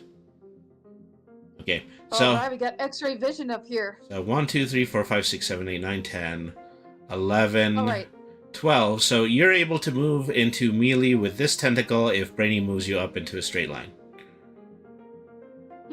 Wait a minute. If I can spend a point of resolve, can I use one of my hits to pretty much conjure up like some more longer shadow claw?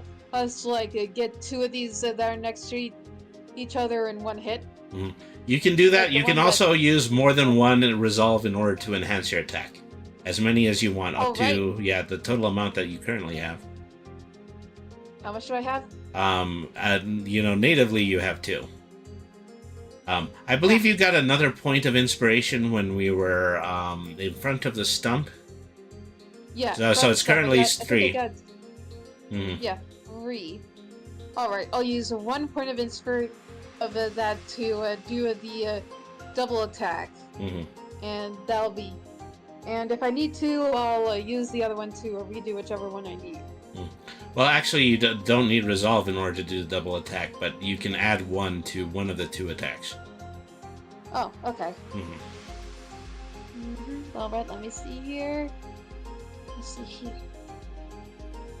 3, 6, 9, 12. Oh wait, yeah, 16. All right, so. And hold on. And Mhm. I think those will work. 6, 7, 8. So 12 successes. So their defense is limited to 4. So yeah, this one immediately gets destroyed. And the other one? You were trying to attack both of them? Yeah, both of them at once. That's So what I was then, saying. and then it was the one to the for. furthest point. Okay. No. Like the one that was like next to that one, like on the right side of me. No, Since it was that one. Oh, okay. Yeah, that one. Then probably not even the same tentacle at this point. But yeah. No, So but you it's close, successfully use your powers to clear a path in both directions. Yeah, pretty much like Cubic kicks up such subtle claws was aided by the strength of the cards with such strength that it quite easily splatters the tentacles and stirs up a whole bunch of quite easily chops up a couple of broken logs in the process.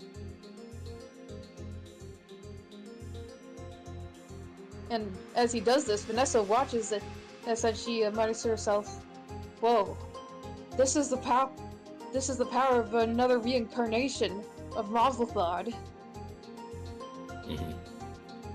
All right, so now it's Marin and Otto. Okay, no problem. Otto is going to use his slay power on one of these tentacles that are in the path. All right, roll the dice for your slay power.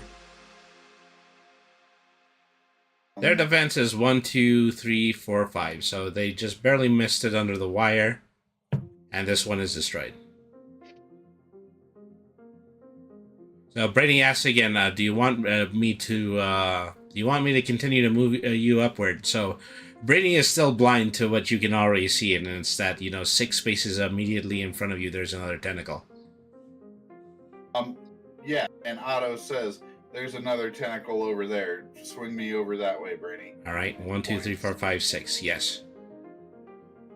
So you'll stop right here. Is that you'll just be short of being in melee with it. All right. Okay, well, I guess I'm going to kind of take a better look at the map.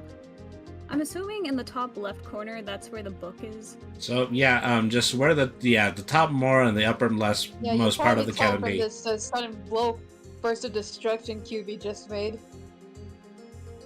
Okay, so if that's the case, then what I'm going to do is I'm going to do the same thing again where I try to summon water, except I'm going to I am going to ride the tidal wave.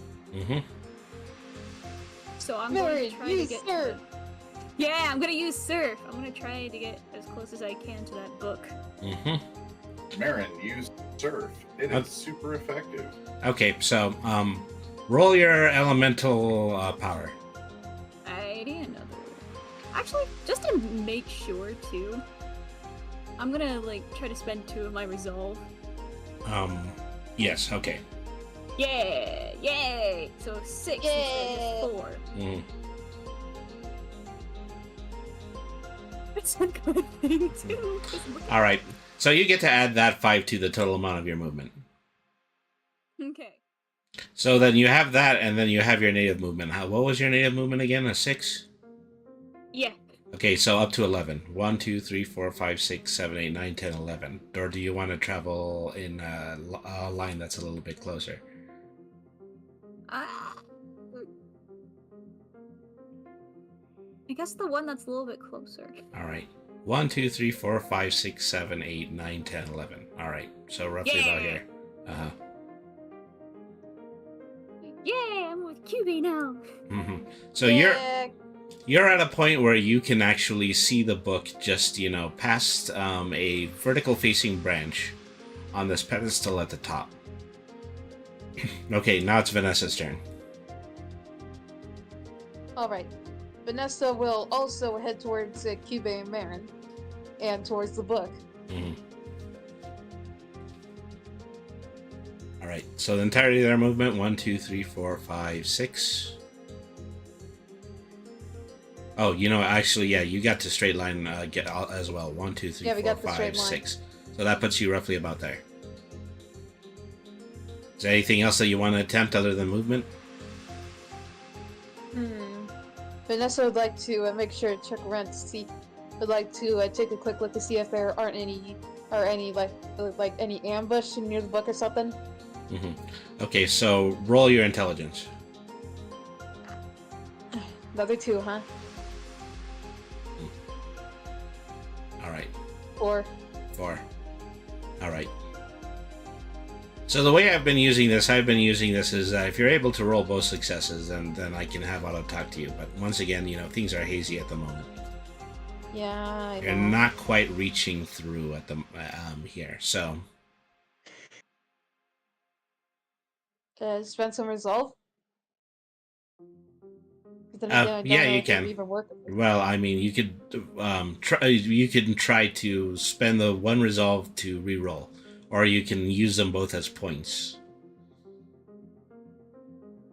Can I use them as points? All right. So how many resolve do you have remaining? I used 1, so I think I Yeah. have 2 left. Yeah. Okay. For Vanessa, you actually do have 2 because it's a different character, and you've done inspiration rolls both times. So I will say that it's a 2.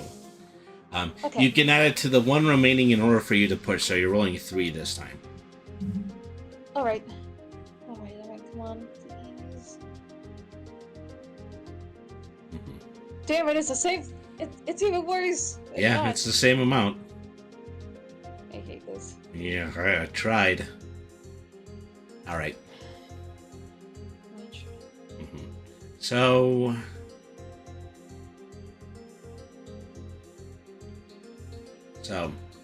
I mean, Is there any chance I? you're see right to be anything? suspicious. Well, Vanessa wouldn't personally, but at this point, Marin certainly can.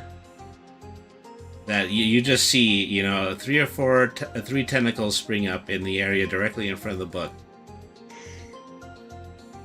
So there definitely was, yeah, you were right to be concerned about that. And so at the moment, Marin would be able to see it. Otto would also be able to see it. I think, yeah, QB can see it as well because they were given the benefit of sight from other characters. Yep. Mm-hmm. All right, top of the third. So, Brainy looks left, looks right. It looks as though that this area is clear. So 1, 2, 3, 4, 5, 6. He's still just trying to be in a place where he might be visible. Then he shuffles a wild magic deck again.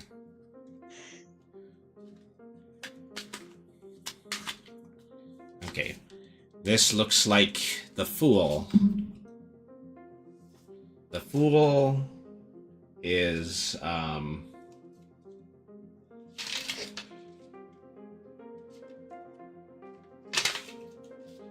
the Fool, the 0 card. So as a result of pulling the 0 card, absolutely nothing happens.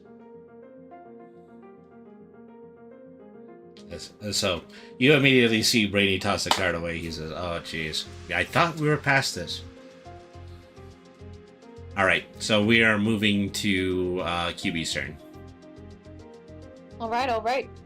I'm gonna go ahead and try to do another group attack. Mm-hmm. All right. All right, so 16. 1. There's 10. and 6. Mhm. Can I do a reroll with my resolve? Well, hang on a second. Let me see what the counter roll is. 2, 4, 5, 6.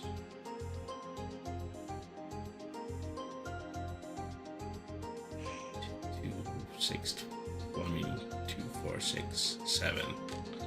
Okay, so you're down by 1. So you might want to either spend that to reroll. Yeah, I want to reroll. All right. Alright, come on. Big money. Mm. Will that work? Yes, it will. Okay. Ooh! So 2 of those tentacles expire. Alright, with the... And as they pop up, Cube quickly, he just manages to completely... He slashed through those to like paper, Mhm. and wounds one of the tentacles that had managed to dodge like the full brunt of it. Mm-hmm. All right. So now it's Marinarado. Let me see. I think Raren should go. She's closest to the book. 1, 2, 3, 4, 5, 6. I'm like trying to count the spaces up ahead to see how far I could get. Cube could probably help with his shadow claws, like just pulling you over. True. I mean, You wanna try you've it? had well. In addition to that, you've just had an enormous amount of movement while in here. What? Marin has had an enormous amount of movement since we've been doing this. True, true, true, Oh, true, yeah. true. Mhm. Yeah, also true. Ooh, I know. Marin, how about you try out surf again, and Cube could probably feel like, while you're taking care of that tentacle, Cube can move out of the way of you. Alright, surf it is. Surf's up. Mhm. Cowabunga! Cowabunga. Let me see. I have like Cowabunga, you son of a bitch! I don't know how many. I used up 2 of my resolve. I don't remember how many more I had left. I think I had like 1 more. Yeah, I think you do. Mhm. Alright, then I'm gonna use the last of that for that too. Mhm. Bunk. All right. So that would give you a total of 8 movement. You could have gotten there with your normal movement. I had to show off. Mhm. Yeah, you had to show off. Okay. I need Marin to roll her intelligence. Oh. Ah, crap, Aaron. Oh. You started, you gotta finish it. Intelligence is 4, so maybe it'll be good. Well, it's better than mine. Have some faith. Alright, let's go. 4. Mhm. All right. Okay, so that's a 2. So you hear the alternate Otto's voice in your head. You say, "This unit has determined the words that are needed to say in order to dispel the anomaly from the world tree." Alright, what are the words I need to say? Tesquanoniquiport. Why does it Mind sound running like that by me Doctor again? Decision? Say, "I banish you from all that is celestial." Okay, I banish you all from all that is celestial. All right, and so then the tentacles disappear.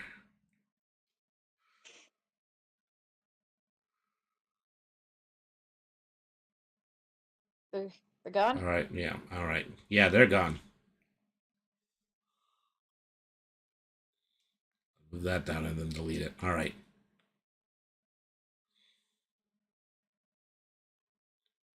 So the first thing you hear Brady shout, "I don't suppose anybody is sensing anything that is related to Senric right now." And after that, Cube just like says again, "Who? Cube don't know who that is." So Brady begins to rush to the tree, and I'm assume that the rest of the party comes down there. Yep, Yeah. they do, and Uh-huh. Cube is still trying to ask who he even is, who this guy even is. So you all just return to the mound where Senric is, and you only see a skeleton. What the fuck? Is it a single skeleton or is it a fused skeleton? It's like a It, skeleton that is just like a single skeleton, as just a set of additional strewn apart bones, just sticking out of the mound that Senric had appeared from before. He's gone. Again. Well, too bad is that he messed with forces beyond his comprehension. But of course, that's probably just a testament to the entirety of the way he lived his life. What was he talking about? Someone named Ika. Who is that? Well, I can't be certain unless we actually go through the book. Cube nods as he actually brought the book Mm-hmm. back with him, and then he's currently holding it in his hands. Mm-hmm. All right. Cube, careful! She takes the book away from him. Marin is able to glance at a title. The front of the title says "How to Cook for 50 Men." What? What the? Okay. Is that just a cooking recipe? Is this just a recipe book? What?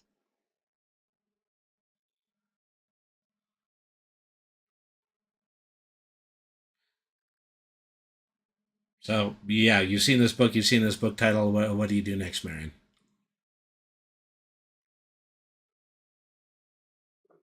A book?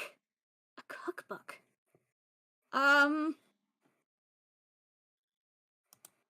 She hands the book over to Brainy. Mm-hmm.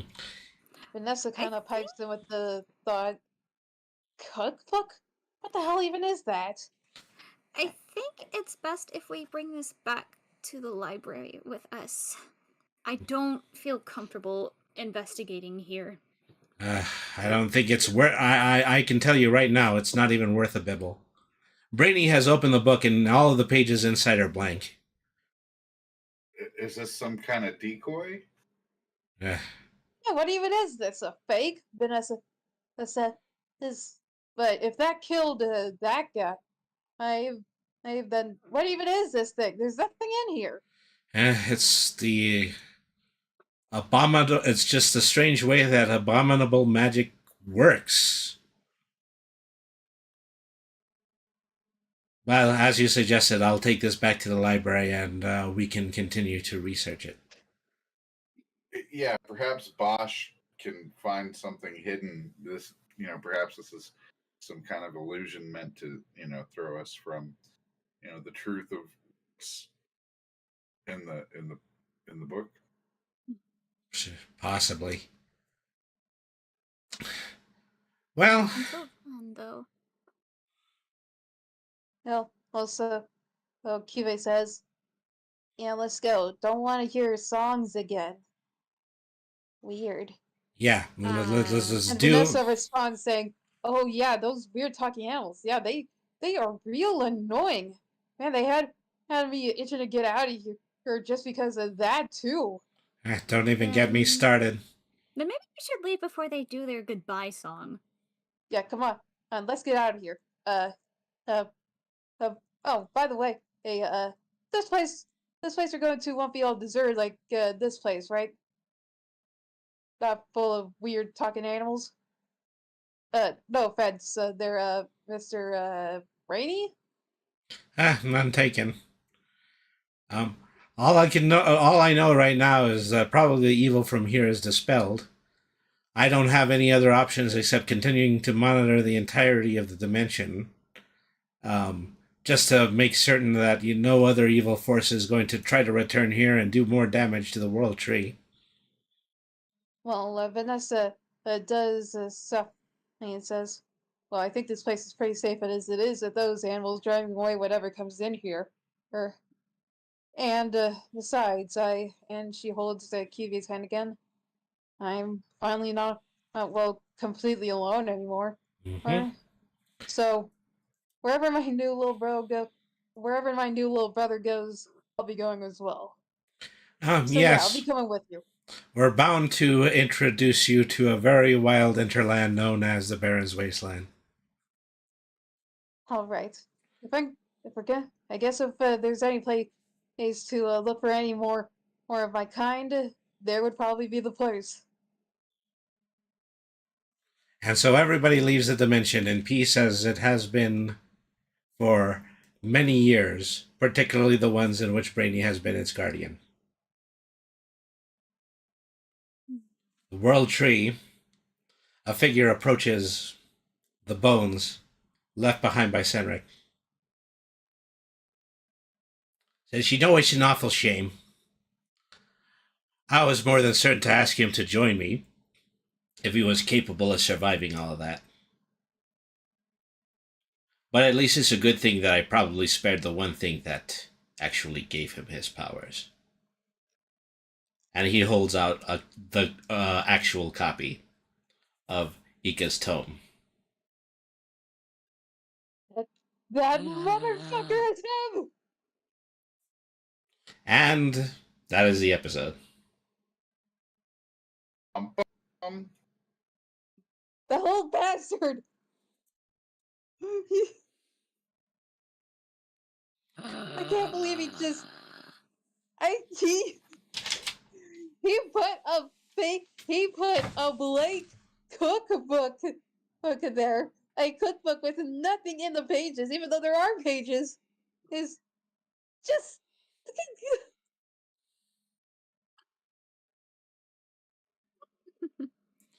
Well, at any rate, this concludes this episode of One Shots from the Meowing Portal.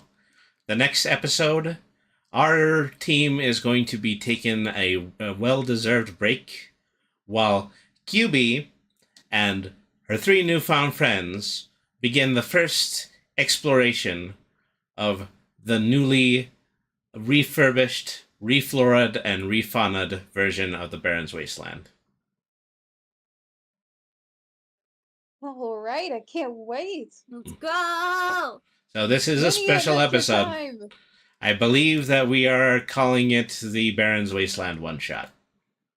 Next time on One Shots from the Meowing Portal. Thank you, everybody, once again for tuning in to One Shots from the Meowing Portal. Thank you once again to my players. Thank you to Game Night 00, Marin Mermaid, and Shy Brunley Servant. Be sure to check out Marin Mermaid on twitch.tv/Marin Mermaid and Shy Brunley Servant at youtube.com/at Beamy's Wonderland. And of course, check me out. My name is Brady the RPG Cat. I have been expanding my streaming sphere between Twitch, the live.space beta, and YouTube. I am also pretty soon going to be joining VStream soon, so that's just going to be another addition to the places where I'm capable of streaming. And of course, be sure to catch this and all previous episodes of One Shot from the Meowing Portal on my YouTube page at youtube.com/@BrainyTheRPGCat. Alrighty, folks. Thank you, everybody, for tuning in. Remember, BRANY means smart. Nothing's too hard if you use your head. Always be the change that you want to see in the world. And thank you, everybody, for tuning in. Have a good night, everybody. And thank you, everybody, for watching. Thank you all. See you later. Thank you. Have a great night, everybody. Bye-bye.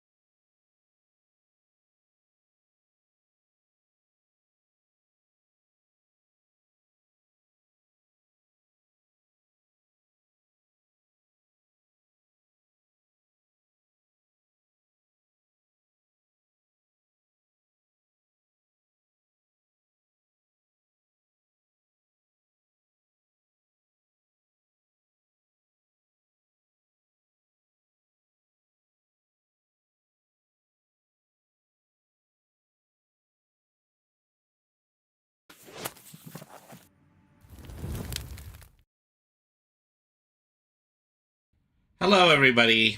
So, once again, we have just seen the latest episode of One Shots from the Meowing Portal.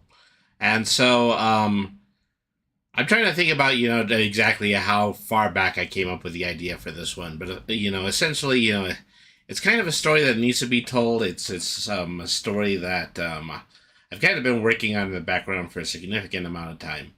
And so eventually, yeah, I am going to finish those solo comics that I hope to be publishing soon. I already just like need more of my already non-existent free time to come up with just the first comic adventures, um, develop a significant amount of the bonus and meta content. But I'm working on it, and so particularly this past yesterday. It was only yesterday, this past Tuesday, that I opened up the page on World Anvil, and I'm, just kind of working on, creating the World Anvil, which is effectively going to be the show wiki that is also going to have a significant amount of tabletop RPG elements. So one of the things I'm working on for that is that I'm working on trying to come up with a campaign for every single episode of season 1. So every episode of season 1 probably just going to have a recap in the form of a YouTube video, followed by the campaign that's based on it. That's currently what I'm working on. Devin says, "I can't believe how time has flown. Your dedication to your creation is wonderful. I love it." Well, I appreciate that, Devin. So I had a lot of these plans in the works soon, and just I wanted it all to just kind of culminate with the release of the first two game-based books, The Realm of Infinite Mana and The Baron's Wasteland. And, just that the pace things are going, it might be, well, that I need to start writing early draft of the third book, which is Brainy the RPG Cat presents Brainy's Guide to Nowhere Particularly Important, which is basically just a guide to every non-Premistera land-based dimension that we visited on the show. So, well, going back to, what had actually gotten me to start talking about all of this was that, the origin of story of, Brady the RPG Cat, I had originally formed a party with, several already existing characters. Among them would be, the Crown Prince, Lord Terrapin, Lolly the Goblin, and, a future version of Autodoc Blue 37. And so this is the episode that just kind of, highlighted the fact that Brainy's past self worked with a future version of Autodoc Blue 37, and so they effectively just kind of returned to the place where he had unfortunately met his demise, but it was self-sacrificing. As Otto is a cleric, is that he has healing abilities, so he had offered to just permanently leave his core behind to continue to prevent the forest belonging from the Pure Tongue to rotting as a result of a curse placed to it by Heinrich's older brother Sennen. And so, we'd set we'd set the precedent for Sennen being in these stories through the fact that we had introduced his younger brother Heinrich in the second episode of the show, the Two-Faced Drow. And I also just kind of had the idea that, after they were going to be both put into to their tomb, that they were going to be resurrected again, but something would have gone horribly wrong, and they would have been fused together. And that was something that I had foreshadowed way back in the second episode when Brainy and his team actually decided to do that. They actually decided to put him in the same grave. Not thinking that, they're both necromancers, and necromancers are going to have acolytes, and acolytes are going to try necromantic magic on their leaders.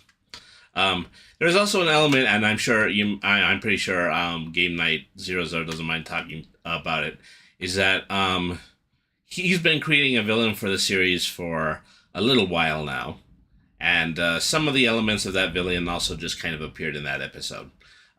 I personally had wanted the actual villain to be, you know, the main villain of this, but um, I got a little outvoted with that. So that Game Night 00 had said, well, you know, I do want to save that for a future episode.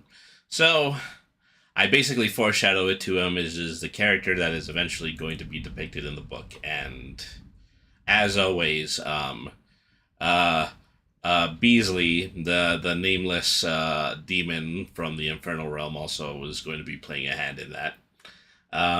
Yeah, so you know we're so with the last few episodes, we've gotten the opportunity just to connect a lot of threads that we wanted to collect, that we wanted to connect from the very beginning of this, and so we're only 2 episodes away at this point. One of them is an episode that I've been planning along with Mimi at Shy Bunny Servant, virtually since we had started working on the series. Is that for a long time, you know, she's been writing down just an enormous amount of ideas for a gameplay module set in the Baron's Wasteland, which is QB's homeworld.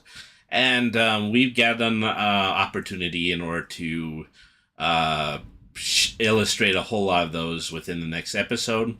We're going to be doing a campaign that features 3 of the NPC characters that Mimi had created previously. Each one of them have been introduced in an episode so far.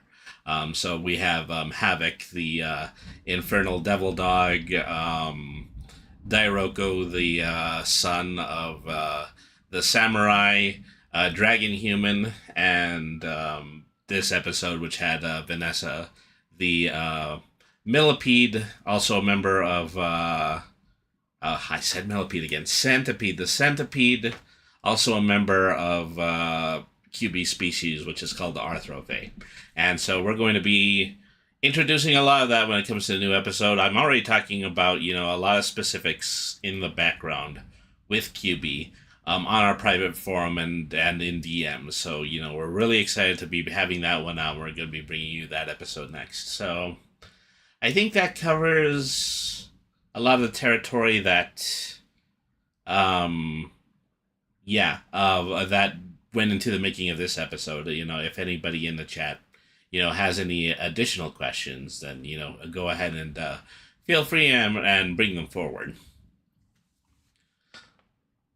So, you know, other than that, you know, it's really great to be in a position to step things up, you know, creatively and in the background. Because, well, you know, as you know, everybody who's been following the stream, following the chat so far, know that I've only just recently been getting back to work, and so I'm coming off of a time when, you know, I don't have as much time to actually work on the stream, but I do have, you know, just kind of a little bit more value to the time which I'm putting into working into the stream. So that kind of thing, you know, just the more self-motivating factor of having to work between your work hours is something that I personally treasure. I think, Devin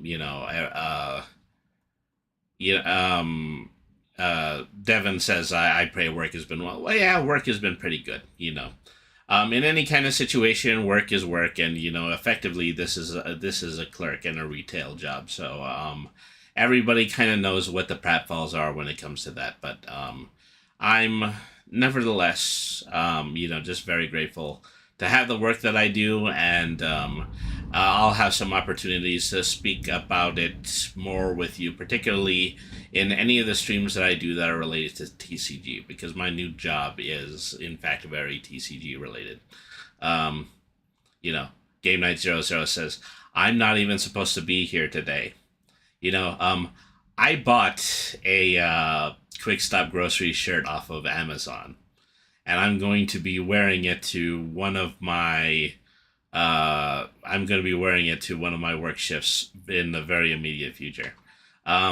So, you know, there was a time when I felt that there was a little bit of friction between myself and the management, but in all honesty, I think they would take it in as good humor as I do. I mean, that's just kind of the nature of this kind of work. So yeah, once again, yeah, if anybody does just have any remaining questions, do speak now or forever hold your peace. You know, we're going to be getting off soon, and have an opportunity in order to send this stream off to somebody. Yeah, somebody on Twitch at least, because we've been multi-streaming lately. So recently I did create a profile on VStream, and one major limitation of VStream is that you do kind of need to begin by creating 100 likes for myself. Either have 100 likes or have somebody who has already reached a certain level on the webpage send you an invitation letter. And I don't know if that's going to be remaining on the beta or if it's just going to be something that's part of the VStream experience, but there's a part of me that personally I want this to be easier. I want to create the content. I want to create the tabletop mechanics. I want to not necessarily be chasing clout, but just create material that knows that I am present and active within the tabletop RPG community. So it's going to fall on me once again to come up with another one of these schemes, one of these influencer schemes in order to get that 100 likes on that web page. But so I'm still thinking very hard about it. It's more than likely anything else, I'm going to go to Twitch and I'm just going to do a marathon where I ask people to follow my VStream page. This is probably the best thing that I've come up with so far. But it's a lot of work, but it's always been a labor of love. It's always been I'm coming at this from a position where I'm willing to do it because I just really, really care about the work and the fiction and the material that we've been creating. All right, so that's probably a good place to stop off. Let's go ahead and head over to Twitch and let's decide who we're going to raid. I think I would like to pay a visit to, it might be interesting. And then it says about coaching for Street Fighter 6, Lasgar playing Payday. Maybe. Okay, so I think we're gonna go ahead. We're gonna go over to Ferret Magic right now. They're in the middle of playing a game of Minecraft. So thank you everybody once again for tuning in. Say hi to Ferret Magic in his channel for me. Remember, BRINY means smart. Nothing is too hard if you use your head. Always be the change that you want to see in the world. Have a good night, everybody. Thank you very, very much for watching tonight's episode. We're going to be uploading it to YouTube overnight, and it's probably going to be available tomorrow morning. Thank you, everybody, for tuning in, and have a good night.